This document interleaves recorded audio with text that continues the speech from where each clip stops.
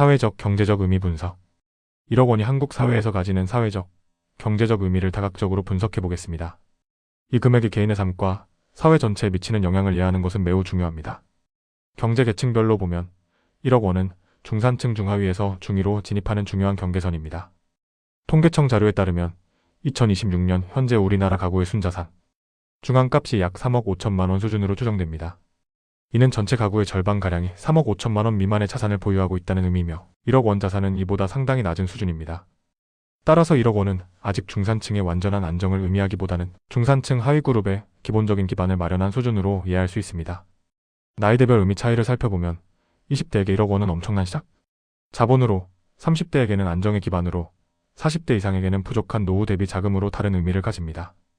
20대에게 1억 원은 부모의 도움이나 어린 시절부터의 성공적인 투자, 혹은 특별한 재능으로 얻은 것이 대부분이며 이는 인생의 출발선에서 상당한 우위를 점할 수 있는 기반이 됩니다. 30대에게 1억 원은 결혼, 주거 안정, 자녀 출산 등 중요한 생애 과제를 대비할 수 있는 안정망 역할을 합니다. 반면 40대 이상에게 1억 원은 은퇴 후 생활비나 노후, 대비 자금으로는 현저히 부족한 금액으로 느껴질 수 있습니다.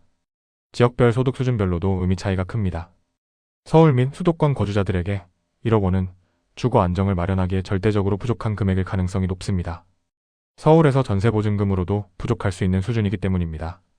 반면 지방 거주자들에게 1억 원은 주택 매매도 가능할 수 있는 상당한 자산으로 인식될 수 있습니다.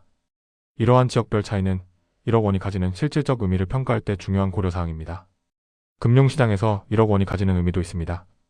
은행 예금 측면에서 1억 원은 연간 300에서 400만 원의 이자, 수익연 3-4% 기준을 기대할 수 있는 금액입니다. 이는 가족 월 평균 소득의 10에서 15% 수준에 해당하며 추가적인 안정적인 현금 흐름을 만드는 데 기여할 수 있습니다. 주식시장에서 1억 원은 개인 투자자로서는 상당한 영향력을 가질 수 있는 규모입니다. 기관 투자자와는 비교할 수 없지만 소액 투자자들 사이에서는 중요한 존재감을 가집니다. 사회적 의미 측면에서 1억 원은 경제적 독립의 첫걸음으로 인식될 수 있습니다. 아직 완전한 경제적 자유를 의미하지는 않지만 금전적 스트레스에서 상당 부분 벗어날 수 있는 기반을 마련했다는 의미입니다. 많은 사람들이 1억 원을 첫 번째 경제적 목표로 설정하는 이유가 바로 이 때문입니다.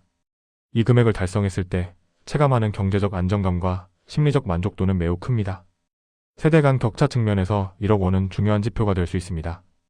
기성세대는 1억 원을 모으는 것이 상대적으로 쉬웠던 시절을 경험했지만 MZ세대는 고용 불안정과 부동산 가격 폭등으로 인해 1억 원을 마련하는 것이 훨씬 더 어려운 현실에 직면해 있습니다.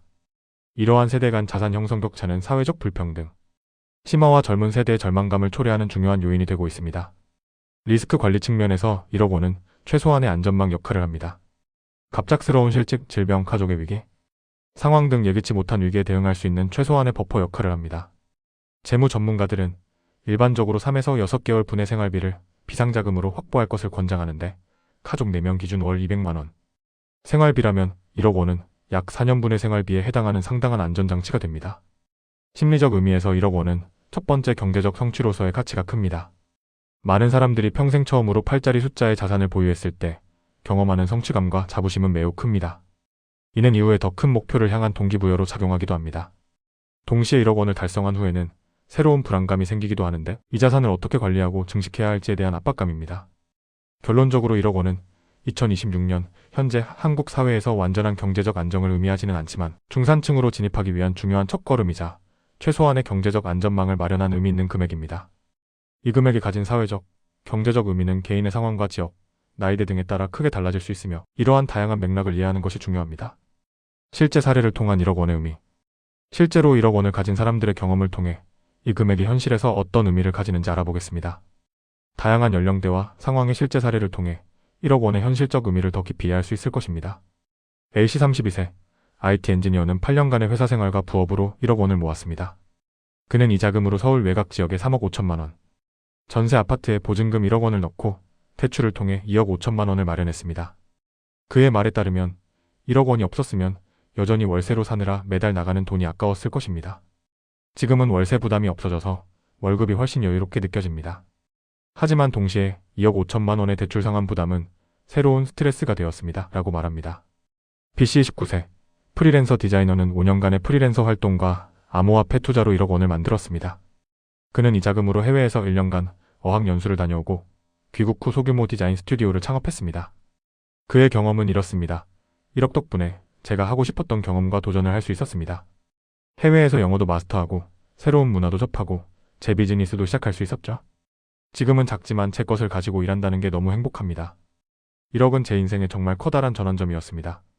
CC 45세 중소기업 중간관리자는 20년간의 근속과 절약된 생활로 1억 원을 모았습니다.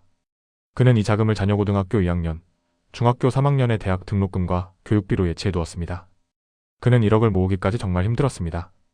매일 줄이고 아끼고 참느라 말이죠. 하지만 이제 두 아이 대학 갈 돈은 걱정 없을 것 같아 마음이 한결 놓입니다. 다만 제 은퇴 준비는 아직 턱없이 부족하다는 걸 알고 있어서 또 다른 걱정이 시작됐네요 라고 말합니다.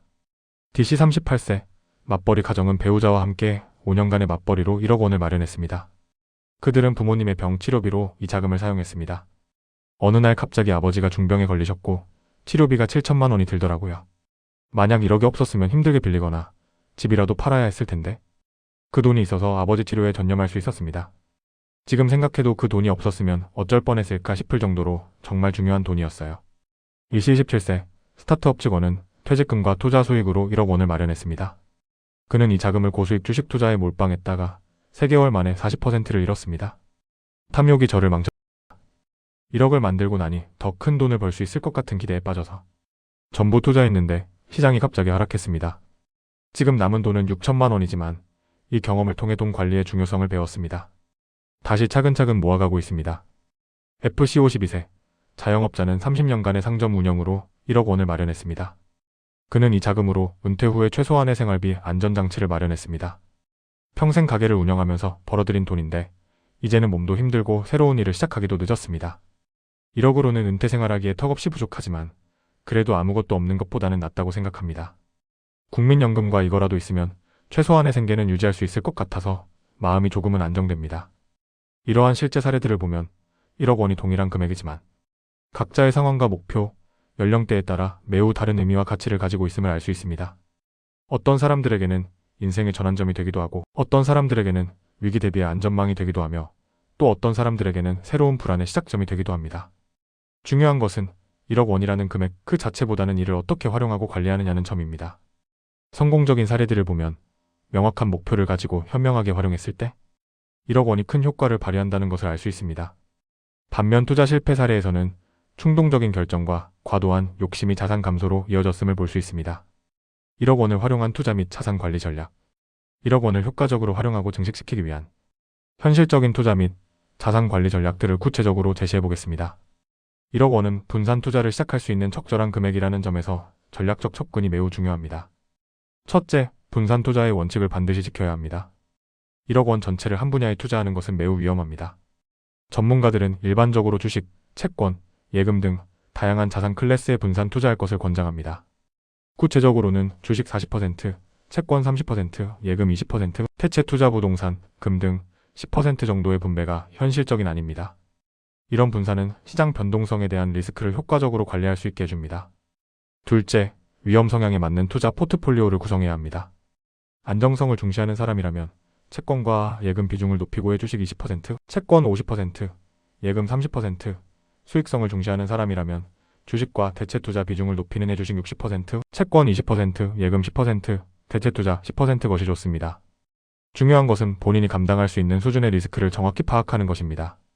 셋째, 절세 상품을 적극 활용해야 합니다. 1억 원을 투자할 때 세금은 수익률에 큰 영향을 미칩니다. 연금저축연간 최대 700만 원 세액공제, IRA 개인형 퇴직연금, ISA 개인 종합자산관리계좌 등 세제 혜택이 있는 상품을 적극적으로 활용하면 장기적으로 더 높은 세후 수익률을 얻을 수 있습니다. 특히 연금저축 같은 장기저축 상품은 복리 효과와 세제 혜택을 동시에 누릴 수 있어 매우 유리합니다. 넷째, 배당주 투자를 통해 안정적인 현금 흐름을 만들어야 합니다. 1억 원 중 일부의 3천만 원을 연 3, 4% 배당을 지급하는 우량주에 투자하면 연간 90에서 120만 원의 배당 수입을 기대할 수 있습니다. 이는 매월 7.5에서 10만 원의 추가 소득으로 생활비의 일부를 감당하거나 재투자에 활용할 수 있습니다. 대표적인 고배당주로는 금융주, 통신주, 전기가스주 등이 있습니다. 다섯째, 리밸런싱을 주기적으로 실시해야 합니다. 시장 상황에 따라 자산 비중이 변화할 수 있으므로 분기별 또는 연간로 원래의 목표 비중으로 재조정하는 과정이 필요합니다. 예를 들어 주식시장이 급등하여 주식 비중이 목표보다 높아졌다면 일부를 매도하여 다른 자산의 비중을 늘리는 방식입니다. 이렇게 하면 높을 때 팔고 낮을 때 사는 효과를 기대할 수 있습니다. 여섯째, 비상자금을 반드시 확보해야 합니다. 1억 원 전체를 투자에 돌리는 것은 위험합니다. 최소 1,000에서 2,000만 원은 언제든 인출할 수 있는 예금이나 MMF 같은 고유동성 상품으로 유지하여 예기치 못한 상황에 대비해야 합니다. 재무 전문가들은 일반적으로 3에서 6개월 분의 생활비를 비상자금으로 보유할 것을 권장합니다. 일곱째, 장기적 관점을 유지해야 합니다. 1억 원으로 단기에 큰 돈을 벌려고 하다가는 오히려 원금을 잃을 위험이 큽니다. 주식시장의 평균 수익률이 연 7, 8%라면 1억 원의 장기 투자는 10년 후 약 2억 원, 20년 후에는 약 3.8억 원 규모로 성장할 수 있습니다. 복리의 힘을 제대로 활용하기 위해서는 인내심이 필수적입니다. 여덟째, 전문가의 도움을 받는 것도 좋은 전략입니다. 1억 원 수준의 자산부터는 투자 전문가나 재무설계사의 조언을 받을 수 있는 기반이 마련됩니다. 전문가의 시장 분석과 자산 배분 조언은 개인이 판단하기 어려운 시장 상황에서 현명한 결정을 내리는 데 도움을 줄 수 있습니다. 아홉째, 지속적인 학습이 필요합니다. 경제 환경은 끊임없이 변하고 있으므로 기존의 지식만으로는 부족합니다. 경제 뉴스, 투자 서적, 금융 관련 강의 등을 통해 지속적으로 지식을 업데이트해야 합니다. 특히 1억 원 수준의 자산을 관리하기 위해서는 기본적인 경제 상식과 투자 원리를 이해하는 것이 중요합니다. 10번째, 투자보다 부채 관리를 우선시해야 합니다. 만약 1억 원을 확보했는데도 높은 이자율의 대출이 있다면 투자보다 그 대출을 먼저 상환하는 것이 현명합니다. 연 5% 이자의 대출이 있다면 이를 상환하는 것이 연 7% 수익의 투자보다 확실한 효과를 가져다 줍니다. 특한 신용카드 빚이나 사채 같은 고금리 부채가 있다면 이를 최우선으로 정리해야 합니다. 이러한 투자 및 자산 관리 전략들을 실천한다면 1억 원은 단순히 소모되는 금액이 아니라 지속적으로 성장하고 가치를 창출하는 자본으로 변모할 수 있습니다. 중요한 것은 원칙을 지키면서도 꾸준히 실천하는 인내심입니다. 결론 및 종합 분석. 자, 오늘 우리는 2026년 기준 1억이 실제로 가지는 구매력과 의미에 대해 다양한 각도에서 깊이 있게 분석해 보았습니다. 이제 모든 내용을 종합하며 결론을 내려보겠습니다. 2026년 현재 1억 원은 실질적으로 약 9,800만 원 수준의 구매력을 가지고 있습니다. 이는 1.8에서 2.1%의 인플레이션율을 반영한 수치입니다. 명목적으로는 여전히 큰 금액이지만 물가 상승으로 인해 매년 조금씩 그 가치가 감소하고 있습니다. 주거 분야에서 1억 원은 서울이나 수도권 주요 지역의 안정적인 주택 매매에는 절대적으로 부족하지만 전세보증금의 일부나 월세 시장에서는 유용하게 활용될 수 있습니다. 지방 대도시에서는 주택 매매도 가능한 수준으로 거주지 선택에 따라 활용 가치가 크게 달라집니다.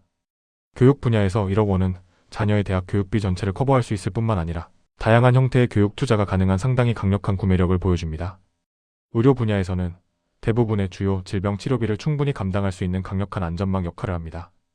과거와 비교해 볼 때 1억 원의 가치는 30년 전에 비해 훨씬 더 하락했습니다. 1990년대에는 서울 강남의 고급 주택을 구매할 수 있을 정도의 상당한 금액이었지만 현재는 서울 외곽의 전세보증금 일부로 활용되는 수준으로 변했습니다. 이는 인플레이션과 부동산 가격 폭등이 1억 원의 상대적 가치를 크게 하락시켰음을 보여줍니다. 사회적, 경제적 의미에서 1억 원은 완전한 경제적 안정을 의미하지는 않지만 중산층으로 진입하기 위한 중요한 첫 단계입니다. 이 금액은 개인의 상황과 나이대, 지역에 따라 매우 다른 의미를 가지지만 최소한 경제적 안전망을 마련했다는 점에서 중요한 의미를 가집니다. 다양한 실제 사례들을 통해 볼 때 1억 원은 명확한 목표를 가지고 현명하게 활용했을 때 가장 큰 효과를 발휘합니다. 주거 안정, 자녀 교육, 위기 대비, 새로운 기회 시도 등 목적이 분명할 때 긍정적인 변화를 가져올 수 있습니다. 반면 현명하지 않은 투자 결정은 자산 감소로 이어질 수 있어 신중한 접근이 필요합니다. 투자 및 자산 관리 측면에서 1억 원은 분산 투자를 시작할 수 있는 기준선이 됩니다.